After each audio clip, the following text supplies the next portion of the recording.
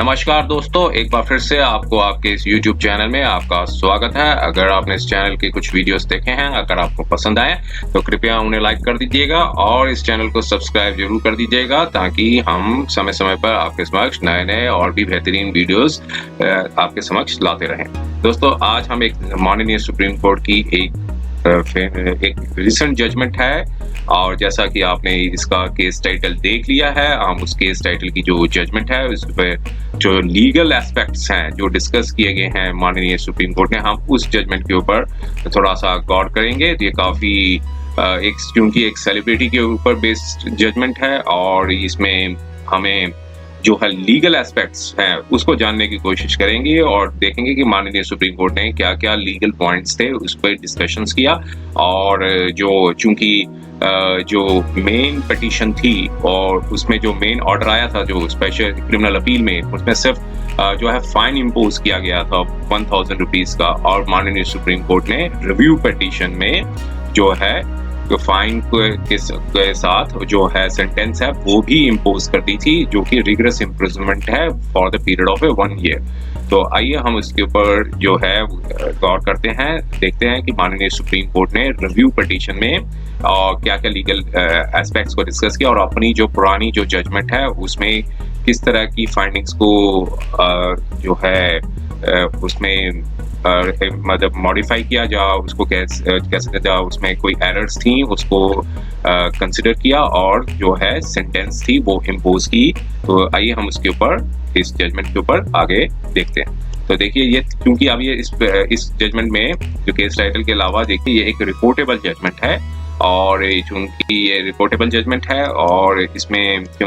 Review petition जो है पहले तो जनरली जब भी कोई फाइल की जाती है तो वो सर्कुलेशन में जाती है।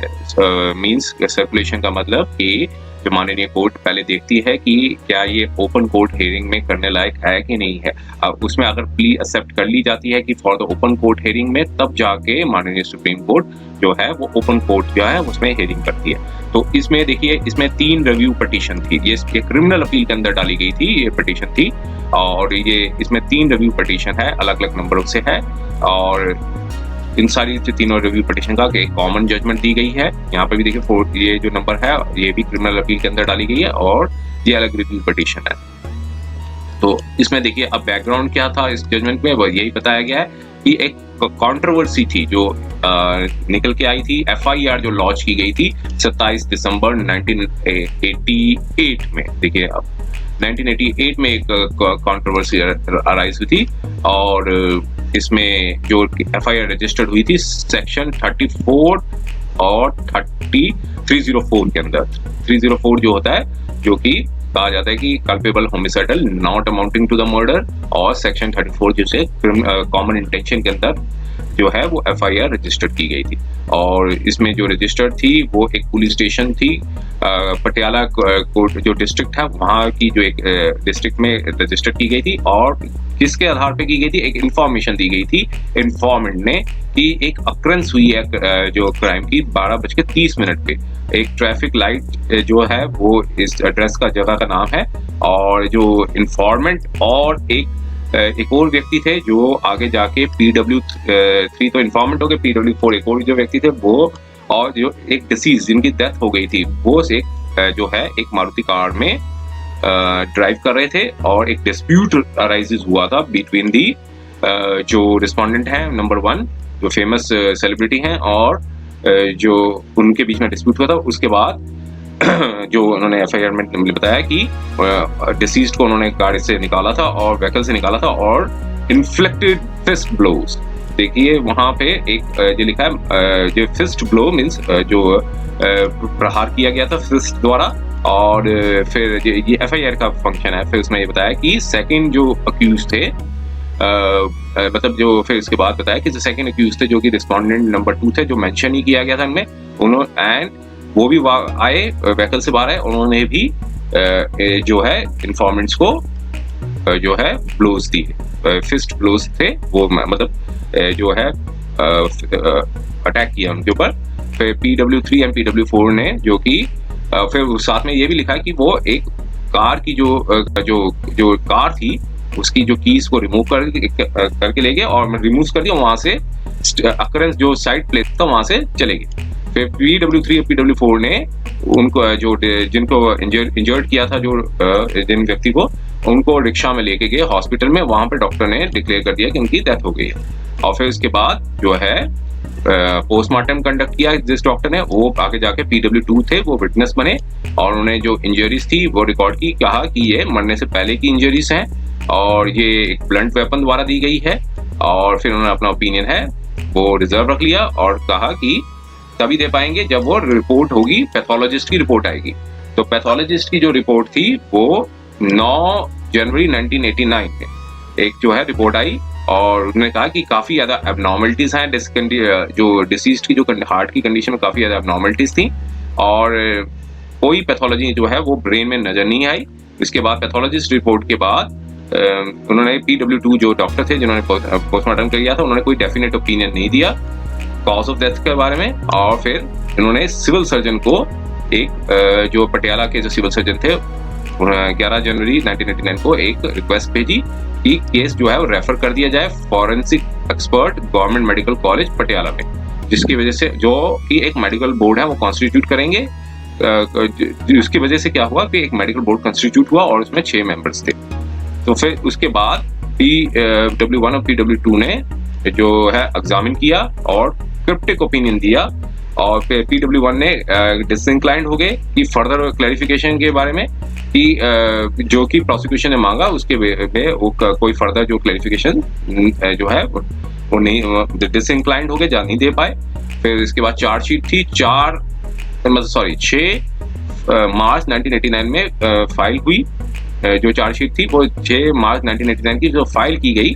14 जुलाई 1989 में under section 304 IPC against the respondent number 2 और रिस्पोंडेंट नंबर 1 जो कि क्रिकेटर थे, जो फेमस सेलिब्रिटी थे, उनको चार्जशीट से उनका नाम हटा दिया गया। लेकिन सेशन कोर्ट ने अपनी पावर्स का इस्तेमाल किया under section 319 of criminal code of criminal procedure के अंदर और स्टेटमेंट जो थी इन्फॉर्मेंट की, जो साथ थे डिसीज्ड के, उनकी स्टेटमेंट को रिकॉर्ड करने के बाद समन भेजा कि वो भी ट्रायल जो है वो फेस करें।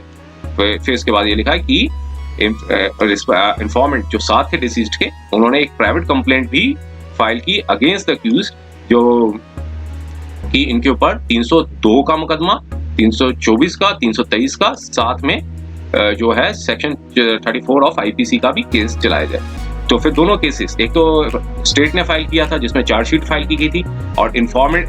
स्टेट ने क्या किया था, देखिए स्टेट ने रिस्पोंडेंट नंबर 1 को एक्सोनरेट कर दिया था, लेकिन सेशन कोर्ट ने 319 की पावर्स का इस्तेमाल करके समन भेजा गया, समन लेके बुलाया उनको कि आप भी ट्रायल फेस करना होगा आपको। और फिर इन्फॉर्मेंट में साथ में एक क्रिमिनल कंप्लेंट जो 190 200 CRPC के अंदर जो होती है फाइल की जाती है, वो कंप्लेंट फाइल की और उन्होंने कहा कि सेक्शन 302 जो कि पनिशमेंट फॉर द मर्डर होती है और सेक्शन 324 और 323 जो है हर्ट के ऊपर है और सेक्शन 34 जो है वो कॉमन इंटेंशन के ऊपर, इन पे ये केस भी चलाया गया। तो दोनों केसेस को कंसोलिडेट किया गया। फिर चार्जेस आप देखिए, फिर आगे बताया गया 20 अगस्त 1994 को, मतलब इतने सालों बाद, 5 सालों बाद लगभग चार्जेस जो है, 5.5 सालों के बाद जो है चार्जेस जो है 5 साल कुछ महीने कह लीजिए, सेक्शन 304 पार्ट 1 के अंदर जो है फ्रेम किए गए दोनों अक्यूज्ड के ऊपर और जो कि FIR में लॉन्च किया गया था, जो रजिस्टर्ड हुए थे और कंप्लेंट के जो थे वो चार्जेस फ्रेम्ड हुए section 302 of IPC against the respondent number 1 under section 302 334 of IPC against respondent number 2 against the respondent number 2 और चार्जेस जो थे 323 34 के भी फ्रेम्ड हुए, जिन दोनों अक्यूज ने इन्फॉर्मेंट जो साथ में थे उनको भी अटैक किया था, उनके ऊपर भी अलग से 323 और 34 के भी चार्जेस फ्रेम्ड हुए। तो देखिए जो 302 का जो केस था, जो कंप्लेंट केस था जो उन्होंने फाइल किया था इन्फॉर्मेंट है, सिर्फ जो रिस्पोंडेंट नंबर 1 थे उसके बाद 302 का केस चार्जेस फ्रेम हुए, तो साथ में जो रिस्पोंडेंट नंबर 2 थे उनके ऊपर 302 और 34 का लगाया गया केस और साथ में 323 और 34 का जो केस है इन्फॉर्मेंट पर अटैक करने का भी केस लगाया गया, मतलब चार्जेस जो है वो फ्रेम किए गए। फिर उसके बाद ट्रायल कोर्ट ने ट्रायल चलाने के बाद दोनों अक्यूज्ड को अक्विटेड कर दिया, मींस बरी कर दिया 22 सितंबर 1999 में और कहा कि जजमेंट में ये निकाला कि जो डेथ जो हुई है वो सबड्यूरल हेमोरेज, जो ब्रेन में कोई जो हेमोरेज है उसकी वजह से नहीं हुई है बल्कि जो डिसीज्ड जो है, जिनकी डेथ हुई थी, एक सडन कार्डियक अरेस्ट में दिल की जो गति है वो रुकने की वजह से, मतलब हार्ट में जो अरेस्ट होने की वजह से, जो कि स्ट्रेस की वजह से हुआ था, वो हुई, उसकी वजह से हुई है, और जिसकी वजह से वो गिर गए और उनको अब्रेशंस आई, मींस हार्ट में कोलैप्स हो गया। कोलैप्स होने के बाद, जब स्ट्रेस होने के बाद वो जमीन पर गिर गए, और फिर उसके बाद जो है अब्रेशंस आई, और जिसकी वजह से सबड्यूरल हेमोरेज में, ब्रेन में जो हेमोरेज जो जम जाता है, जो क्लॉट जो जम जाता है, जो हेमोरेज मतलब ब्लीडिंग हो जाती है, एक्सेसिव ब्लीडिंग हो जाती है, उसकी वजह से ही डेथ हुई है। मींस हार्ट फेल होने से वो गिर गए, गिरने के बाद जो सिर पे चोट लगने से उनके दिमाग पे जो ब्रेन जो सबड्यूरल की जो हेमोरेज होता है, वो एक्सेसिव ब्लीडिंग हुई, उसकी वजह से बताया। और फिर कहा कि जो कॉज जो डेथ हुई है वो वायलेंस से हुई है, तो ये सर्टेन नहीं हुआ है कि कब जो है डिसीज्ड की डेथ हुई है। तो देखिए सेशन कोर्ट ने बरी कर दिया। फिर स्टेट और कंप्लेनेंट दोनों ने हाई कोर्ट में सेपरेट अपील्स फाइल की। हाई कोर्ट ने एक जजमेंट दी 1 दिसंबर 2006 में, और कहा कि दोनों अक्यूज जो हैं उनको अलग अलग कंसिडर किया जाएगा सेपरेटली, और हाई कोर्ट ने कन्विक्ट कर दिया रिस्पोंडेंट नंबर 1, जो कि क्रिकेटर थे, under section 304 part 2 of the IPC के अंदर जो है उनको कन्विक्ट कर दिया, जो कि किसके आधार पे, जो टेस्टिमनी जो दी थी डॉक्टर्स ने और PW1 और PW2 ने, और उनकी टेस्टिमनी से पता मतलब लगाया। कोर्ट ने कहा कि जो कॉज ऑफ डेथ जो हुई है हार्ट की जो फेलियर की वजह से हुई है, और जो कि उन्होंने PW1 और PW2 ने क्या मतलब अपने स्टेटमेंट में बताया था। और कार्डिक कंडीशन जो थी जो डिसीज्ड की, वो चूंकि काफी वीक थी, तो फिर जब स्कल का जो ऑपरेट मतलब जो ओपनिंग की गई जब पोस्टमार्टम में, तो उसमें सबड्यूरल जो हेमोरेज था वो पाया गया, और जो कि ब्रेन का एक लेफ्ट साइड का जो हिस्सा होता है, जो पेराइटल रीजन जिसे ब्रेन का हिस्सा होता है, वहां पाया गया। और फिर कहा कि हेमोरेज जो हुई है वो उसकी वजह से डेथ हुई है, ना कि कार्डियक अरेस्ट की वजह से। तो देखिए ये टेस्टिमनी को कोर्ट ने जो है डॉक्टर के ओपिनियन को कंसीडर किया, और फिर रिस्पोंडेंट नंबर 2 का जो साथ थे उनको सेक्शन 304 पार्ट 2 के तहत और सेक्शन 34 ऑफ आईपीसी और as well as section 323 of IPC में दोषी पाया। फिर इसके बाद देखिए उन्होंने मतलब इसके बाद क्रिमिनल अपील्स फाइल की गई सुप्रीम कोर्ट के समक्ष, और by the 2 accused and informant, means total 3 जो आ गई वो अपील फाइल हो गई। 2 तो अक्यूज ने फाइल की और 1 इन्फॉर्मेंट ने फाइल की। हाई कोर्ट ने जजमेंट को एनालाइज किया गया, तो इस कोर्ट ने मतलब सुप्रीम कोर्ट ने हाई कोर्ट की जजमेंट को एनालाइज किया और पाया कि जो टेस्टिमनी थी वो ट्रस्टवर्दी थी। जो भी विटनेस ने जो टेस्टिमनी मतलब जो स्टेटमेंट दी थी वो ट्रस्टवर्दी थी, और मेयरली कि एक रिलेशनशिप है बीन मींस जो साथ में जो इन्फॉर्मेंट थे और डिसीज्ड के बीच में रिलेशनशिप है, इसलिए और ज्यादा विटनेस एग्जामिन नहीं किए गए, इससे ये कंक्लूजन नहीं हो जाता है कि केस जो है बियॉन्ड रीजनेबल डाउट है वो प्रूव नहीं हुआ है।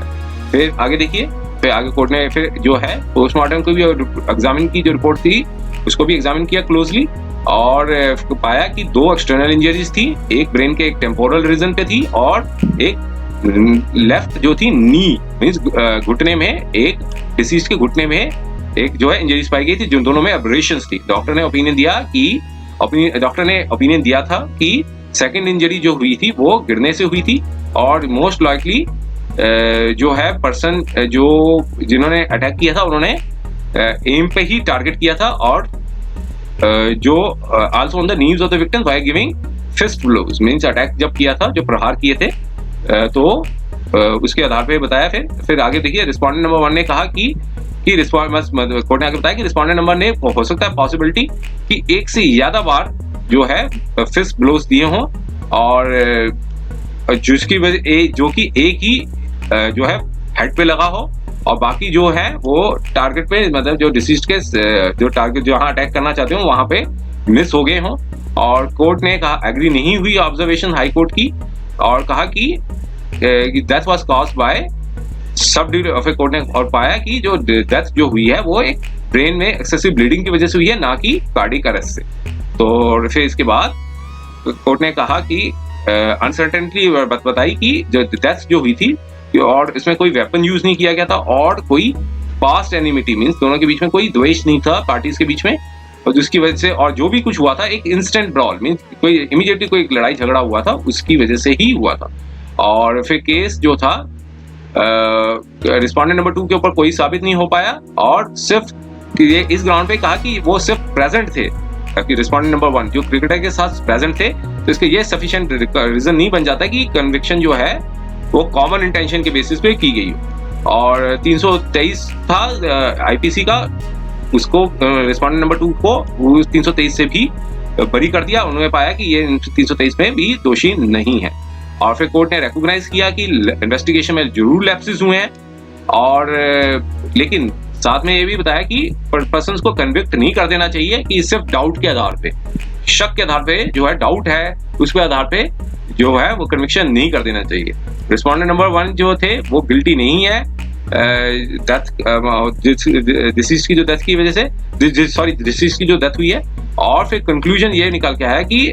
रिस्पोंडेंट नंबर 1 ने एक वॉलंटरी हर्ट किया है, मींस जो है चोट एक तरह का हर्ट किया है। हर्ट भी एक जो है 323 के अंदर डिफाइंड है इंडियन पीनल कोड में, जो कोई बॉडली पेन या इंजरी करता है, और जिसकी जो सजा है 323 के अंदर जो है वो दी गई है, डिफाइन की गई है 323 के अंदर। और फिर कोर्ट ने फिर नोटिस किया कि रिस्पोंडेंट नंबर 1 थे जो कि एक इंटरनेशनल क्रिकेटर थे, वो सेलिब्रिटी थे जब वो इंसिडेंट हुआ था। और ये जो हो सकता है कि जो है वायलेशन ऑफ लॉ जो करते हो उसके ऊपर ब्लाइंड आई, मींस कोर्ट मतलब जो इन्वेस्टिगेशन जो है जो इस तरह की जो वायलेशंस जो करते हैं उसके ऊपर एक कोई भी सेलिब्रिटी कमिट करता है इस तरह के वायलेशन, तो उसको ऊपर नजरअंदाज कर दिया जाता है। ये एक पॉसिबिलिटी बताई है, कहा गया है क्या। और फिर बाद में बताया कि सेंटेंस के ऊपर बताया कि जो 1000 रुपीज जो इम्पोज की गई थी 6/12/2006। अब इस पर थोड़ा ये देखिए, क्योंकि ये जजमेंट आई थी 15 मई 2018 की। अब यहाँ पे 2006 क्यों लिखा है, इसके ऊपर आप एक बार देखिए इसमें, क्योंकि जो जजमेंट जो 1000 रुपीज का जो फाइन है वो जो है वो 15 मई 2018 की थी। अब यहाँ पर 6 दिसंबर 2006 का क्यों लिखा हुआ है। और फिर साथ में रिव्यू पिटीशन भी जो है वो 30 दिन के अंदर फाइल करनी होती है। तो इस सारे इसको आप जरा एक दफा इवेल्युएट कीजिएगा दूसरे के साथ, मतलब जो भी और जो जजमेंट्स हैं माननीय सुप्रीम कोर्ट की, उसके एक बार देखिएगा इसमें। और फिर साथ में बताया कि इंसिडेंट जो है 30 साल से ज्यादा पुराना है, और कोई एनिमिटी नहीं थी बिटवीन दी पार्टीज, और कोई भी इसमें हथियार का इस्तेमाल नहीं किया गया। अब देखिए इसमें इस इशू पर डिस्कस किया कि रिव्यू के जो एप्लीकेशन का जो एक्सपेंशन है वो कैसे किया जाए। तो उसमें बताया कि नोटिस इशू हुआ 11/9/2018। अब देखिए इन दोनों के साथ मैच नहीं कर रहा है, क्योंकि रिव्यू पिटीशन है वो 30 दिन के अंदर फाइल की जाती है। तो अगर हम इसको 15 मई 2018 का ये जजमेंट आया हुआ था इसमें, तो उसको एक बार आप देखिएगा। और खैर इसके बाद जो आगे जो बताया हुआ उसमें बताया कि नोटिस जो इशू हुआ था 11 सितंबर 2018 को हुआ था, और limited to the question of enlargement of sentence. सिर्फ वहां तक ही जो है कि जो सेंटेंस जो इम्पोज की गई है रिस्पोंडेंट नंबर 1 के ऊपर, सिर्फ वहां तक ही सीमित रहेगा। जो रिव्यू पिटीशन जो कोर्ट का जो रिव्यू जुरिस्डिक्शन है वहां तक के लिए। और फिर मैटर डिले हुआ थोड़े टाइम के लिए, फिर काउंसिल्स को चेंज किया था। फिर बताइए, देखिए ये लिखा है इसमें कि कंप्लेनेंट ने कहा कि जो नोटिस में बताया कि इसको एनलार्ज कर लिया जाए, रिव्यू का जो स्कोप है उसको एनलार्ज कर दिया जाए, पूरी की पूरी जो जजमेंट है उसको रिव्यू किया जाए, सिर्फ यहाँ तक सीमित ना रहे कि जो क्वेश्चन ऑफ सेंटेंस तक ही सीमित ना रहे, पूरी की पूरी जजमेंट को रिव्यू किया जाए। फिर इसके बेसिस पे उन्होंने कुछ सपोर्टिंग प्लीज दिए, और आगे हम बढ़ते हैं इसमें थोड़ा सा। और फिर जो अपोजिट साइड के थे, जो रिस्पोंडेंट के जो काउंसिल, उन्होंने कहा कि जो 34 साल का डिले हो चुका है, और cannot be a ground to accuse the accused. The delay was not attributed to the complainants or the victims. तो फिर उसके बाद देखिए फिर क्या पॉइंट उठाया उन्होंने ये बताया कि जब सेवरल राउंड्स ऑफ स्क्रूटनी हुई है सेवरल स्टेजेस पे, और रीअसेसिंग किया गया मेरिट्स पे, और ये एक अगर पूरा का पूरा रिव्यू आगे बताया, फिर respondent would be subversive of the basic foundation of the criminal judicial system. तो फिर कोर्ट ने कहा कि हम इस इशू पे डिसइंक्लाइंड करते हैं कि नोटिस को हम सिर्फ वहां तक ही सीमित रखेंगे जो कि उससे आगे नहीं बढ़ाएंगे, जो एस्पेक्ट्स ऑफ सेंटेंसिंग से आगे नहीं बढ़ाएंगे। और फिर इसके बाद बताया कि जो एनालाइज किया गया एविडेंस को डिटेल में, उस पर कंक्लूजन पे आ चुका है कि किस तरह की नेचर ऑफ इंजरी हुई थी, और एक ही जो ब्लो था वो दिया गया था, जो हाथ द्वारा दिया गया था, जो कि रिस्पोंडेंट नंबर 1 द्वारा दिया गया था, और इनके सिर पे चोट लगी थी। जो ब्लो था वो सिर पे लगा था, और जो फाइंडिंग थी जो कि अदर ब्लोज भी अटेम्प्ट किए गए थे, लेकिन वो दूसरी बॉडी पे लगे नहीं थे। लेकिन इसमें कहा कि एनिमिटी नहीं थी, लैक ऑफ पोस्ट एनिमिटी, दोनों पार्टीज के बीच में एनिमिटी नहीं थी, कोई वेपन यूज नहीं किया गया था, सिर्फ हैंड्स यूज किए गए थे, और स्पॉन्टेनियस फाइट हुई थी, जो कि रास्ता जो था on the right of way were taking into account, सिर्फ यहाँ तक ही रखा गया था इसमें। तो आगे फिर देखिए इसमें था कि इस आर्ग्यूमेंट को हम रिजेक्ट करते हैं कि रिव्यू का जो स्कोप है उसको आगे से इनलार्ज किया जाए, एक्सपेंशन की जाए, सिर्फ सेंटेंस तक ही हम इसके इशू को रखेंगे। फिर एनहेंसमेंट ऑफ सेंटेंस के ऊपर गया, 323 के ऊपर डिफाइन किया जो इंडियन पीनल कोड में बताया गया है, और इसमें बताया गया कि जो सजा है जो कि हूसोएवर, जो कोई हर्ट करता है, पनिश जो उसकी जो पनिशमेंट है वो 1 साल तक की होगी, और विद फाइन होगा जो कि 1000 होगा, और विद बोथ, सिर्फ फाइन होगा या पनिशमेंट होगी या फिर दोनों चीजें दी जाएंगी। फिर आगे देखिए ये बताया कि प्रेजेंट केस में जो सिर्फ फाइन इंपोज किया गया था, और क्वेश्चन को एनालाइज किया गया था कि कोर्ट ने कोई ग्रेव एरर की है, मतलब सेंटेंस ना दे के बस सिर्फ पनिशमेंट ऑफ द टर्म कोई ना बता के कोई कोर्ट ने कोई ऐसी ग्रेव एरर की है, इस इशू को डिस्कस किया। फिर अब देखिए फिर जो कंप्लेंट के जो काउंसिल थे उन्होंने बताया कि जो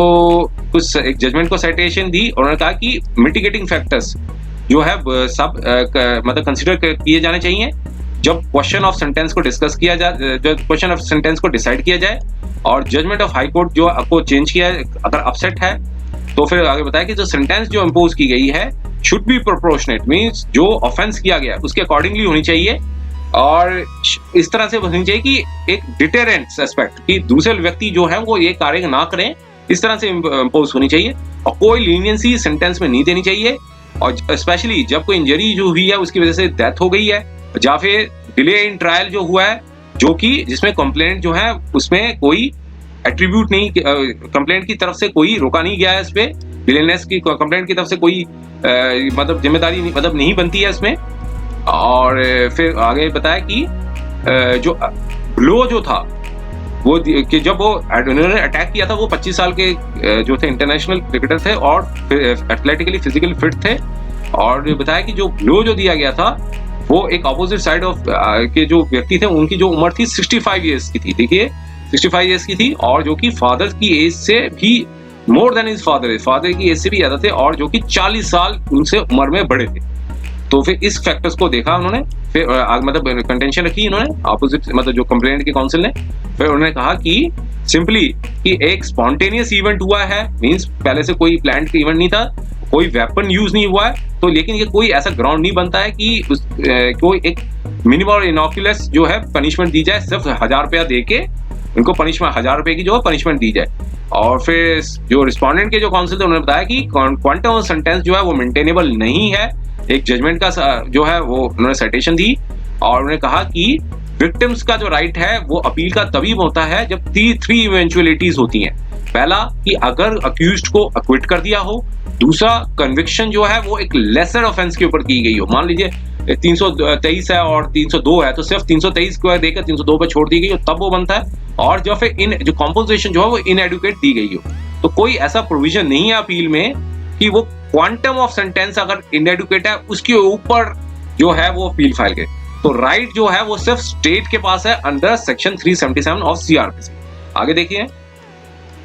एक जजमेंट पर डिलाई किया और उन्होंने कहा कि जो फाइन जो है वो fully educate without incarceration when there is a prolong time, कि जो फाइन जो है वो फुली एडुकेट है अगर विदाउट इनकार्सिनेशन, जब बहुत ज्यादा टाइम हो गया हो from the date of occurrence. आगे देखिए फिर अब कोर्ट ने अपना ओपिनियन दिया और कहा कि फिजिकल फिटनेस थी रिस्पोंडेंट नंबर 1 की, वो एक इंटरनेशनल क्रिकेटर थे, वो टॉल थे, वेल बिल्ड थे, और फोर्स यूज किया जिसकी वजह से हैंड द्वारा फोर्स यूज किया, और जो पर्सन थे वो फिजिकली प्लेस्ड थे, 65 ईयर ओल्ड पर्सन थे जो कि डबल थे एज। और रिस्पोंडेंट नंबर 1 ये नहीं कह जा सकते कि जो ब्लो था वो एक उसे अभिज्ञ थे कि पता नहीं था उनके इसके बारे में। अगर if someone has reminded him of the extent of injury, अगर कोई इनको रिमाइंड करता है कि जिसकी वजह से कोई इंजरी हो सकती है, तो ऐसे में टेम्पर में इन सच सर्कमस्टांसेस में टेम्पर लूज जरूर हो जाता है, लेकिन कॉन्सिक्वेंसेस ऑफ टेम्पर जो है वो भी फेस करने पड़ते हैं अगर कोई ऐसा कोई ऑफेंस करता है। तो अब ये देखिए इन्होंने कोर्ट ने कहा कि रिस्पोंडेंट नंबर 1 ने गिल्टी है ऑफेंस सिंपल हर्ट के लिए, जो डिफाइंड है 323 ऑफ इंडियन पीनल कोड के अंदर। अब ये क्वेश्चन को डिसाइड करना है कि जो सेंटेंस जो दी गई है वो 1000 रुपए की जो दी गई कि वो एडिक्वेट सेंटेंस है, जबकि एक पर्सन ने अपनी जो है जिंदगी गंवा दी है, और जो सिविरिटी ऑफ ब्लोज थी वो एक रिस्पोंडेंट नंबर 1 ने अपने हाथों द्वारा दी गई है। तो ऐसे में कोर्ट ने डिस्कस किया, आगे इस क्वेश्चन को डिस्कस करना था उन्होंने। फिर उन्होंने कहा कि जो हैंड है वो भी एक वेपन के तौर पे यूज किया जाता है, जब ये समझा जाए कि एक जो बॉक्सर भी है वो भी हैंड का यूज करते हैं, रेसलर भी करते हैं, क्रिकेटर भी करते हैं, जो एक फिजिकली फिट पर्सन भी यूज करता है, वो भी एक तरह का वेपन ही है। तो अब देखिए ये बताया कि जो ब्लो जो दिया गया है जो एक फिजिकली फिट पर्सन से, और जो कि एजेड पर्सन है, उनसे ज्यादा काफी एजेड पर्सन है, तो इसकी वजह से जो इंजरी जो कॉज की है कोर्ट एक्सेप्ट करती है प्ली को। सिंगल ब्लोज भी है वो भी एक जो दिया गया है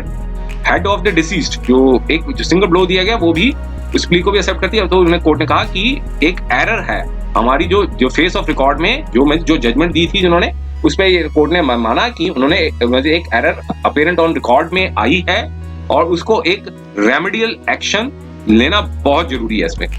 अब देखिए कोर्ट ने कहा कि एक रीजनेबल प्रोपोर्शन जो होनी बहुत जरूरी है between the seriousness of the crime और the punishment and the punishment. तो पनिशमेंट और सीरियसनेस ऑफ क्राइम के बीच में एक प्रोपोर्शनल होना जरूरी है, और इस कोर्ट ने कहा कि डिसप्रोपोर्शनलिटी सिवियर सेंटेंस भी नहीं देनी चाहिए, और साइमल्टेनियसली इसको भी नहीं इग्नोर करना, क्लोथ मतलब इस पर भी नहीं बचाना चाहिए कि कोर्ट जो है वो इस तरह की सेंटेंस अवॉर्ड करे जो कि काफी ज्यादा इनएडिक्वेट हो, और फिर अगर नेचर ऑफ ऑफेंस किस तरीके का किया गया, और इनएडिक्वेट सेंटेंस जो है वो एक deterrent fail to produce a deterrent effect of the society at large. Society में एक इनएडिक्वेट सेंटेंस देने की वजह से कोई एक जो है एक डिटरेंट इफेक्ट आया सोसाइटी में कि हाँ फर्दर ऐसे काम करने से ऐसी चीज हो सकती है, सोसाइटी में भी एक तरह का एग्जांपल सेट हो। तो कोर्ट ने कहा कि टूथ फॉर टूथ और आई फॉर आई नहीं चलता, लेकिन ड्यू इम्पैक्ट ऑफ द जो पनिशमेंट जो है, बेशक वो टूथ आई फॉर आई ना हो, लेकिन एक इम्पैक्ट पड़ता है सोसाइटी पे, और हार्शनेस जो है which undue harshness is not required, लेकिन inadequate punishment भी है वो भी एक सफर करती है कम्युनिटी एट लार्ज पे। आगे देखिए फिर कोर्ट ने आगे बताया कि undue sympathy देना और inadequate sentence देना हार्म करता है जुडिशियल जस्टिस सिस्टम को, और जो पब्लिक का जो कॉन्फिडेंस है उसको भी अंडरमाइन करता है, फेथ जो है जाता है। सोसाइटी जो है वो सीरियस थ्रेट्स है, वो अगर कोर्ट प्रोटेक्ट नहीं करेगी तो जो है वो फिर उसे आगे बताया फिर इंज्यूर्ड can then resort to private vengeance and therefore it's the duty of the every court to award proper sentence। अगर कोर्ट देखो अगर सेंटेंस नहीं अवार्ड करेगी तो फिर जो विक्टिम है जो इंजर्ड होंगे वो अपना बदला लेंगे, तो इसलिए कोर्ट की ड्यूटी बनती है कि वो प्रॉपर सेंटेंस अवार्ड करे, जो नेचर ऑफ ऑफेंस कमिट किया गया और मैनर किस तरीके से किया गया और जो इसे एग्जीक्यूट किया गया तो या फिर कमिट किया गया, तो इस चीज को भी कंसिडर करती है कोर्ट। आगे बढ़ते हैं हम इसमें। फिर देखिए आगे बताया कि अक्यूज्ड को हमें रियलाइज होना जरूरी था, मस्ट लिखा है कि अक्यूज्ड मस्ट रियलाइज, अक्यूज्ड को रियलाइज होना चाहिए था कि जो क्राइम कमिट किया गया है वो एक डेंट हुई है लाइफ पे, और एक जजमेंट के ऊपर बताया गया, बट आल्सो कॉन्क्लेविटी इन द सोशल फैब्रिक, ये इन पर एक साइटेशन है उस पर रिलाई किया माननीय सुप्रीम कोर्ट। लेकिन यहाँ पे ये बताया कि opportunity to reform has to be kept in mind, the principle of proportionality has to be equally kept in the mind। जो ऑफेंस हुआ है उसके और पनिशमेंट है उनके बीच में प्रोपोर्शनलिटी होनी बहुत जरूरी है। फिर आगे देखिए तो लिखा है कि the principle of proportionality between the crime and punishment cannot be brushed aside, और principle of just and punishment जो है is the bedrock of sentencing in respect of the criminal offense। आगे बढ़ते हैं देखिए आगे ये फिर बताया कि जो ऑफेंडर को सिर्फ इस ग्राउंड पे अलाउ नहीं कर देना चाहिए कि लीनियंसी इस ग्राउंड पे नहीं देनी चाहिए कि कोर्ट की एक डिस्क्रिप्शन है कि हाँ चलो कोर्ट कहती है चलो छोड़ दो या लीनियंसी दे दी जाए, तो ऐसे में कोर्ट ने कहा कि ऑफेंडर को लीनियंसी से ट्रीट नहीं किया जाना चाहिए। और फिर एक जजमेंट का और एग्जांपल दिया, उन्होंने कहा कि डिटरेंस और करेक्शन जो है वो इस पे एम्फसाइज करना बहुत जरूरी है, और principle of proportionality in sentencing of convict what held to be well entrenched in the criminal jurisprudence। आगे बढ़ते हैं देखिए ये सेल्फ एक्सप्लेनेटरी है। आगे हम देखते हैं फिर। देखिए आप देखिए यहाँ पे कोर्ट ने अपनी ऑब्जर्वेशन दी। ये 25 साल का आदमी जो कि एक इंटरनेशनल क्रिकेटर है, असॉल्ट करता है एक आदमी को जो कि डबल ट्वाइस हिज एज है, और जो है अपने हैंड से असॉल्ट करता है, सीवियर ब्लो देता है विक्टिम्स के हेड पे, और अनइंटेंडेड कॉन्सिक्वेंस की, हाँ कोई कॉन्सिक्वेंस की परवाह की बिना की, लेकिन फिर भी प्रॉपर्ली एट्रीब्यूट होता है कि एक उसको पता होना चाहिए कि मैं किस तरीके का जो है ऑफेंस कर रहा हूँ, और उसकी वजह से उसकी व्यक्ति की डेथ हो जाती है। और कन्विक्शन जो है जो है, since the conviction is only under section 323 of IPC के अंदर है, और इसमें ऑब्जर्व किया जाता है कि harm might not be directly intended, some aggravated culpability must be attached if person suffers a grievous hurt और dies as a result of thereof. तो देखिए आगे बढ़ते हैं, सेल्फ एक्सप्लेनेटरी है इसमें। और फिर कोर्ट ने बताया कि लॉन्ग पीरियड हो चुका है, अपील जो डिसाइड नहीं की गई है, तो ये कोई ग्राउंड नहीं बनता है कि पनिशमेंट है वो डिस्प्रोपोर्शनेट दे दी जाए या फिर इनएडुकेट दे दी जाए। आगे बढ़ते हैं। देखिए अब ये आगे कोर्ट ने बताया कि देखिए कि प्रोपोर्शनलिटी लाइटर पनिशमेंट जो अगर दे दी जाएगी तो ह्यूमिलेट्स करेगी और फ्रस्ट्रेट करेगा विक्टिम्स को क्राइम के बेस पे, और ऑफेंडर को अगर अनपनिश्ड कर दिया जाए या फिर छोड़ दिया जाए और रिलेटिव माइनर पनिशमेंट दे दी जाए, तो सिस्टम अगर पे नहीं अटेंशन देता है इंजर्ड की फीलिंग्स को, तो फिर इंटरफेरेंसेस हो जाएंगे, right of the victims of the crime जो है वो जो है इरोड हो जाएगा, और faith in the society in general and victims of the crime in the particular judicial justice system में उनका जो फेथ है वो खत्म हो जाएगा। आगे देखिए, आगे कोर्ट ने देखिए फिर आगे बताया कि हम जो बिलीव करते हैं कि जो इसमें कोई रिक्वायरमेंट की जरूरत, इंडिविजुअल्स की रिक्वायरमेंट की जरूरत नहीं है स्टेज पे, by only imposing a fine, सिर्फ फाइन लगा के छोड़ देना और रिस्पोंडेंट को बिना कोई इम्पोजिशन ऑफ सेंटेंस पे छोड़ देना। हम इसमें कहते हैं कि इसमें सिर्फ छोड़ देना सफिशिएंट नहीं होगा, और इसमें कोर्ट में कहा कि जो प्रेजेंट केस था कि जो 2 views are possible, one and review should not be exercise. ऐसा जैसे क्रिमिनल अपील में होता है कि अगर कोई 2 व्यूज हैं, एक फेवरिंग द अक्यूज्ड है, एक अगेंस्ट द अक्यूज्ड है, तो फेवरिंग द अक्यूज्ड को कंसीडर किया जाएगा। लेकिन कोर्ट ने कहा कि ये इस पे एप्लीकेबल नहीं होगा, क्योंकि ऑलरेडी जो है कोर्ट ने कन्विक्ट कर दिया था, सिर्फ फाइन लगाया था उसमें। हाँ, अगर एक्विटल कर देती फिर उसके बाद एक और व्यू ले देना, फिर वो पॉसिबिलिटी नहीं होता, तो उस केस में वो बनता है। लेकिन यहाँ पे बताया कि जर्मेन फैक्ट्स ये थे कि sentence appears to be have lost the sight while imposing a fines. Court ने सिर्फ जो है वो सिर्फ फाइन इंपोज किया, और कितनी सेंटेंस देनी है उस पर उन्होंने चीज को कंसिडर नहीं किया। तो ऐसे में जो है कि 2 व्यूज आर पॉसिबल, जो फेमस प्रिंसिपल है कि जो क्रिमिनल अपील का कि वन फेवरिंग द अक्यूज्ड और वन अगेंस्ट द अक्यूज्ड, तो favouring the accused should be consider, इसमें एप्लीकेबल नहीं होगा। और question of choosing both the views arises, इसमें एप्लीकेबिलिटी नहीं है। कंक्लूजन पे आप देखिए कोर्ट ने पाया कि एप्रोप्रिएट तभी होगा कि अगर सेंटेंस जो है इम्पोज कर दी जाए, sentence for the period of 1 year of rigorous imprisonment, 1 साल की रिगरस इम्प्रिजनमेंट इम्पोज कर दी जाए, जो कि रिस्पोंडेंट नंबर 1 को जाना होगा। तो इस पे उन्होंने कोर्ट ने बताया कि 1 साल की जो सजा है वो मतलब जो है इम्पोज कर दी, और कहा कि पार्टीज जो है अपनी अपनी कॉस्ट को बेयर करें। तो देखिए ये थी पूरी जजमेंट। उम्मीद है ये जजमेंट काफी ज्यादा इंफॉर्मेटिव रही होगी। ये सुप्रीम कोर्ट की, ये माननीय सुप्रीम कोर्ट की एक रिपोर्टेबल जजमेंट थी। अगर उम्मीद है ये वीडियो आपको पसंद आया होगा। अगर ये पसंद आया तो कृपया इस वीडियो को लाइक कर दीजिएगा और इस चैनल को सब्सक्राइब जरूर कर दीजिएगा, ताकि समय समय पर आपके समक्ष और भी नए और बेहतरीन वीडियोस बनाने का हमें मौका मिलता रहे। समय देने के लिए बहुत बहुत धन्यवाद।